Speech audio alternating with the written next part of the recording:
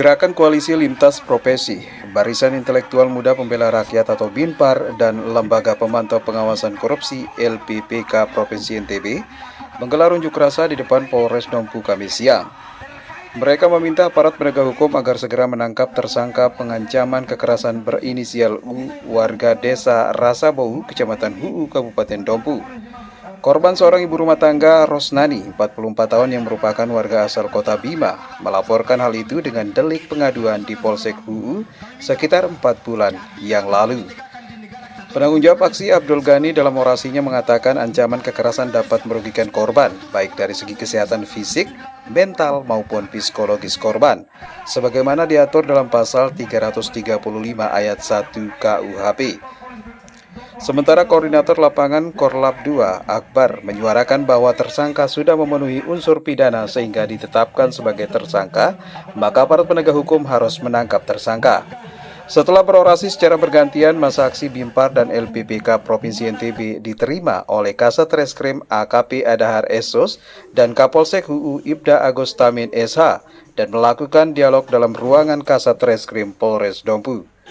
Dalam dialognya, Kasat Reskrim menjelaskan penyidik Polsek Huu sudah bekerja dengan maksimal sesuai aturan yang berlaku hingga terduga pelaku pengancaman kekerasan sudah ditetapkan sebagai tersangka. Bahkan berkas perkara kasus tersebut saat ini sedang ditangani oleh Kejaksaan Negeri Kajari Dompu sejak 3 minggu yang lalu dan tidak lama lagi bakal disidangkan. Kasus itu sudah berjalan, sudah ditetapkan tersangka.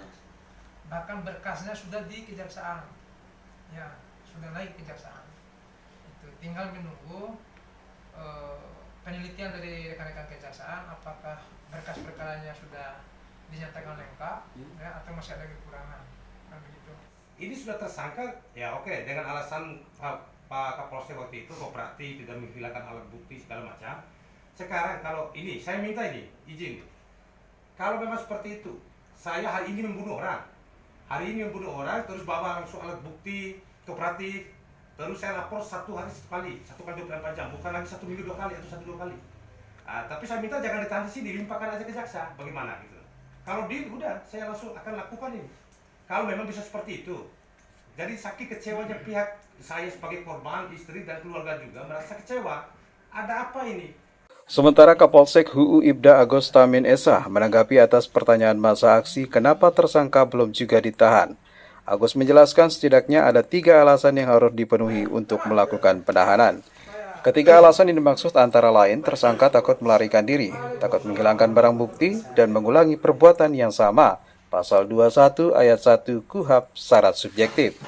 Sementara dalam pasal 21 ayat 4 KUHP, syarat objektif penahanan hanya dapat dikenakan terhadap tersangka yang melakukan tindak pidana dengan ancaman hukuman penjara 5 tahun atau lebih. Agus tidak berani bekerja di luar daripada ketentuan atau prosedur sebagaimana yang diatur dalam KUHP, apalagi tersangka diancam di bawah 5 tahun penjara. Sementara tersangka dianggap kooperatif dengan proses hukum dan tidak berpotensi melarikan diri maupun menghilangkan barang bukti dan mengulangi perbuatan yang sama. Namun dalam hal ini permintaan dari pihak korban masalah penahanan terkait penahanan. Ya.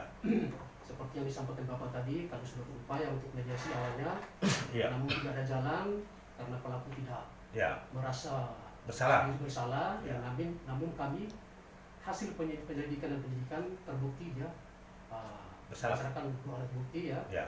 Kami menjadikan menaikkan status tersebut ya, penyidikan hanya ditetapkan tersangka.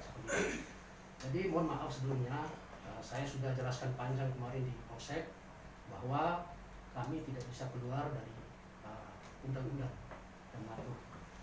Jadi kalau kami keluar berarti salah di situ.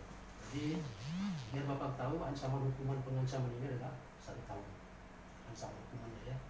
Jadi syarat formil dan materi itu ada dalam undang-undang. Jadi syarat materinya adalah dia ancaman hukuman yang di atas itu penahanan, kemudian syarat formilnya adalah pelaku tidak melarikan diri, ya. Kemudian Tidak menghilangkan barang bukti dan tidak mengulangi mengulangi perbuatannya itu. Jadi kami tidak bisa keluar dari itu, Pak. Jadi ibu tadi bahwa kasus ini beda, ini bukan kasus pembunuhan. Kalau kasus pembunuhan ya seperti itu ya beda cerita. Ini hanya pengancaman. ancaman hukumannya harus 1 tahun Pak. Itu. Jadi syarat materi formilnya harus dipenuhi. Ya, dan Ibu ini kan berdomisili di Bima. ya. Jadi saya rasa untuk mengancam beliau itu tidak ada. Dan kami ya selaku pihak keamanan Dari Kabupaten Dompu, Abang Poris TV 11 melaporkan. jadi